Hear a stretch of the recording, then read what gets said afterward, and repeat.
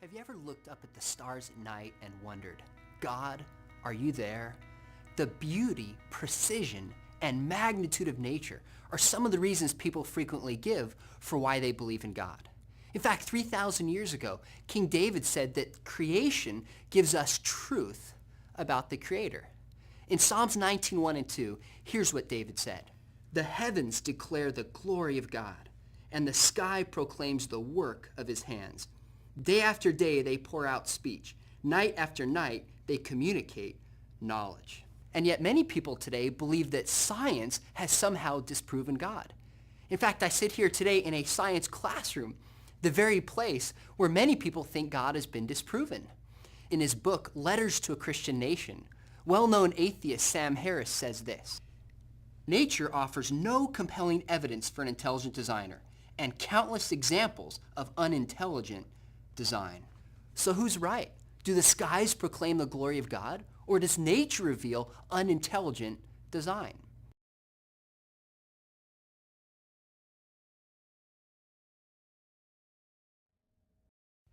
There is compelling evidence for intelligent design. Let's take a closer look at two examples. First, I want you to imagine that you're hiking through the mountains and you come across what appears to be an abandoned cabin. But as you walk up, you notice something very strange. You smell the scent of your favorite meal. In fact, in the background, you hear your favorite song playing. You walk through the door and you see the fireplace already lit. You see the books you like to read on a table, the DVDs you watch on the TV. As you walk over to the bathroom, you notice the toiletries that you normally use. Now, what would you think? Obviously, you would suspect that somebody knew you were coming. In the past few decades, scientists have learned that in many ways, the universe is just like this cabin, that the many conditions that allow humans to live here are set precisely for human life.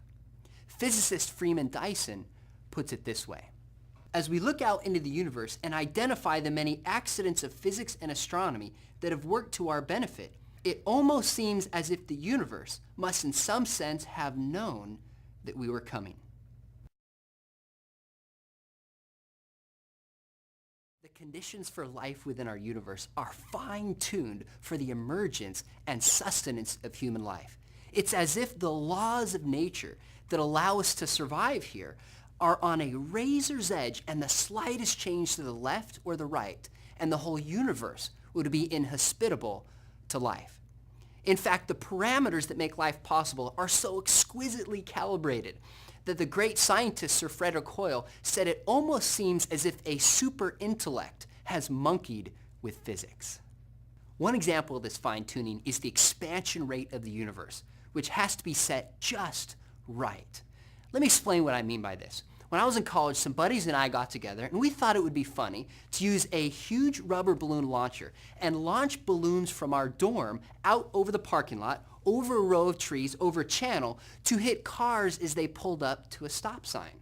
Now, to hit our target, we have to have the exact right amount of water in the balloon. We have to have the right power, and we have to have the right angle. Otherwise, it'll go too far, not far enough, or to the left or to the right. Well, one time we saw a car coming at night, and we launched this balloon, and right as it pulled up to the stop sign, we hit it right smack on the windshield, and it cracked it. Needless to say, this lady was quite upset at us. We had to pay for it, and it put an end to our balloon launching careers.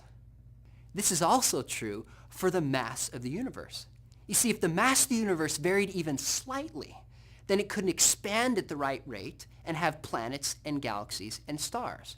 Now, scientists Mark Horton and Hills Robert show that if the mass of the universe varied by 1 part in a million, billion, then life would not be possible in our universe. Think about it this way. If the mass of the universe varied by the equivalent of 1 grain of sand, then we could not have life-sustaining planets. If there was 1 more grain of sand of mass, the universe would collapse in itself. 1 less grain, then the universe would expand too quickly and not form planets capable of supporting life. The fine-tuning of the expansion rate of the universe is just one example of how the conditions of the universe have to be set precisely right for human life to be possible.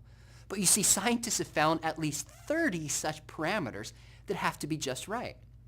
Oxford physicist Roger Penrose said if we take each one of these individual improbabilities and add them together, the number itself would be so great we couldn't even write it down in the universe. Why? Because that number would have more zeros than the number of elementary particles in the universe.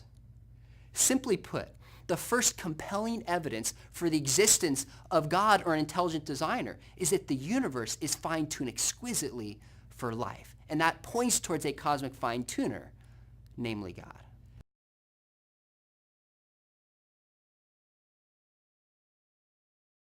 The second compelling evidence for the existence of an intelligent designer is not in the vastness of the universe, but now in the smallest cell.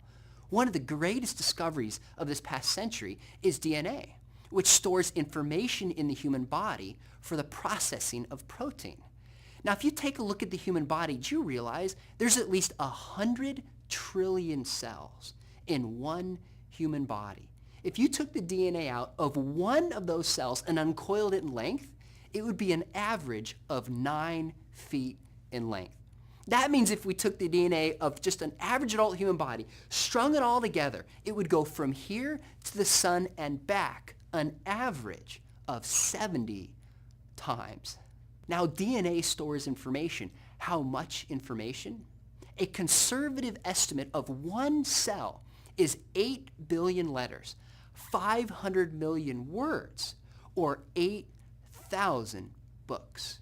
In fact, the cell is so intricate that Bill Gates, the founder of Microsoft, said this: DNA is like a computer program, but far, far more advanced than any software we have ever created. This raises a troubling question for those who don't believe in God. Namely, where does this information come from? Well, Richard Dawkins, one of the most well-known atheists in the world, in his book, The God Delusion, has a solution. He says the solution is luck. That's right, he says chance all this came together. The problem is that scientists and philosophers have estimated, even given the vastness of the universe and its entire age, how much information could arrive by chance, and it's not even close to the information we see in the cell. Chance is not a reasonable explanation for the information we see in DNA. So what is a better explanation for the information in DNA? Imagine you come visit me in Southern California where I live, and we go walking along the beach, and you notice these etchings in the sand that looks like a heart and the words, John loves Mary. Now, either you would think John does love Mary, or you might think Mary wants to be loved by John, or somebody's playing a trick on both of them. But you would know definitively that marks such as these could only be the work of intelligence. You would know earthquakes or sand or wind or waves could not spell out intelligent information. If intelligence is the best explanation of simple marks in the sand such as John loves Mary, then clearly intelligence seems to be a great explanation for the information we find in the DNA. In his book, Signature in the Cell, Cambridge-trained philosopher of science Stephen Meyer concludes, whenever we find specified information and we know the causal story of how that information arose, we always find that it arose from an intelligent source. In fact, the evidence from DNA is one of the reasons that persuaded Antony Flew, one of the most influential atheists of the past 5 decades, to change his mind about the existence of God.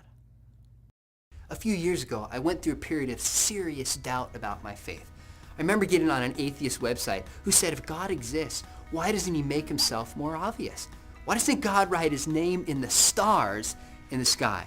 Why doesn't God write on every cell made by Yahweh? And this really troubled me until I began to study the scientific evidence. And you know what I realized? He did. It's as if with the chemical letters in DNA, God wrote his name on every cell. In the case for a creator, Lee Strobel said, it's almost as if the creator autographed every cell. God has made you with a purpose. The universe reveals the glory of God. From the tiniest strand of DNA to the vast structures of the universe, creation reveals the glory of God. You are not a mistake. You are not a piece of junk. You are not a cosmic accident. You've been made in the image of a God who loves you, who knows the number of hairs on your head and yearns to be in relationship with you.